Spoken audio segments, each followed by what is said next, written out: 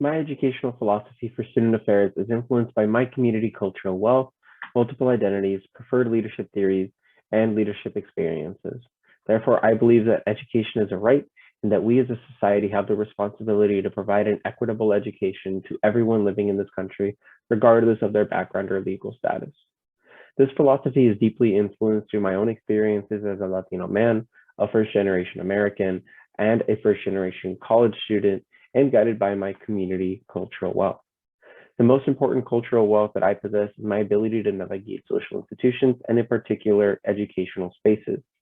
My educational journey that led to my philosophy began with my parents' relationship with education. Though my parents did not have a formal education higher than fourth grade, they always made it clear to me and my siblings that an education, specifically a college education, was the way for us to be able to uplift ourselves.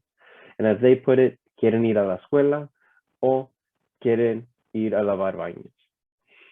Though this threat was in jest, it was a sad reality as well. These lessons from my parents, paired with being able to see the reality firsthand as those in my predominantly Mexican American community dropped out and instead worked construction jobs, made me realize that unless I resisted these trends and outcomes by advocating for myself, I would have a similar outcome as well.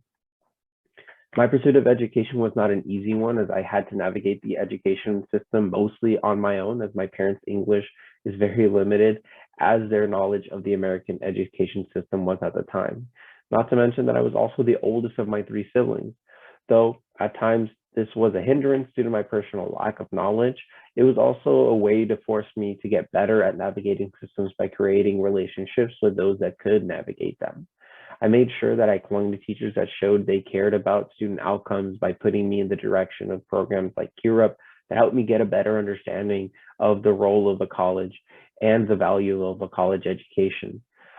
Teachers that pushed me to take honors courses in high school and attend college trips that made me feel better about attending a good college and making me feel that it was a possibility for me as well. This not only strengthened my navigational capital, but it also helped me in building my social capital as well.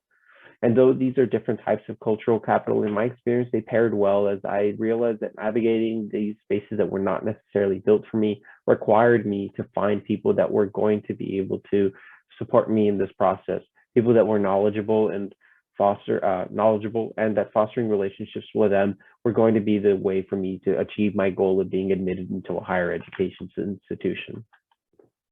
As I achieved my goal and made my way through my undergraduate career, I began to gain the opportunity to use these cultural wealth that I possess to support other students and in turn, the ability to develop into the leader that I personally wanted to be. As I worked in the orientation programs office as a student and later on as a freshman admissions counselor in the Office of Admissions, I began to learn that in order to support students in a way that made a difference, I would need to be as transparent and open with students as I could, while also making sure that I attended to their needs in an effective manner. Leadership in predominantly white schools tends to be well-meaning, but at times comes off as disingenuous, as leaders on campus make promises of equity and support systems for first-generation students of color, and then are too slow to act, or instead respond to student demands with condescension and complete inaction. This made me realize that to meet my goals of supporting these types of students, I would have to utilize an authentic form of leadership to create meaningful change. As the Northouse book puts it, authentic leadership emerged out of leadership's failures to place an emphasis on societal demands for genuine and trustworthy leadership. And as such, I knew that in my leadership, I had to work with these students to motivate them through my mentoring, but also do so in a way that was realistic and made clear the challenges that they would face in navigating a university system that was not originally created with them in mind or their needs. This passion also pushed me to create programming that helped Latino students and their Spanish-speaking parents feel welcomed on our campus through the orientation programs. By using an authentic approach, I followed and continue to follow my strong moral compass to ensure that I contribute to breaking down barriers within the educational system and help to do what is right for our society. In my leadership, it was and continues to be important to me to be a servant as well as a leader to those that I serve.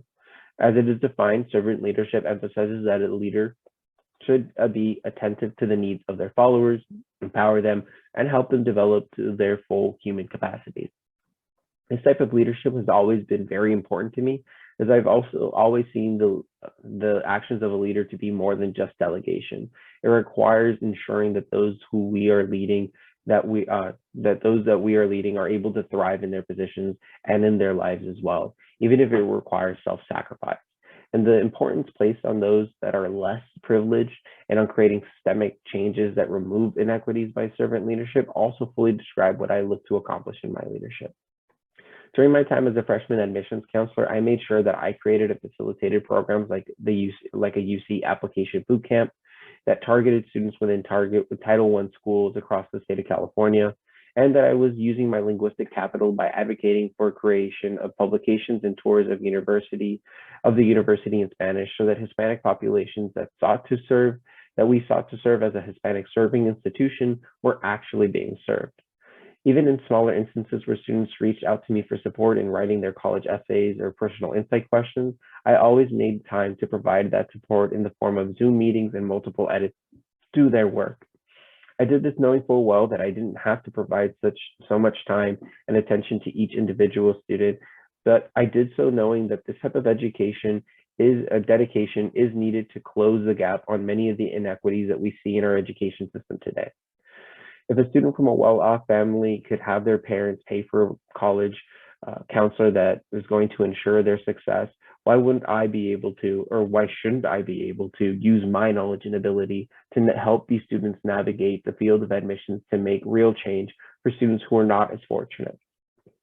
Though going beyond what is necessary in these instances can at times be labor intensive and difficult, I feel that it is my duty as a leader and in my leadership style to use an authentic way that creates trust and inspires others, while also being a servant to their needs, so that we can create the ripple effects of systemic change that we so desperately long for.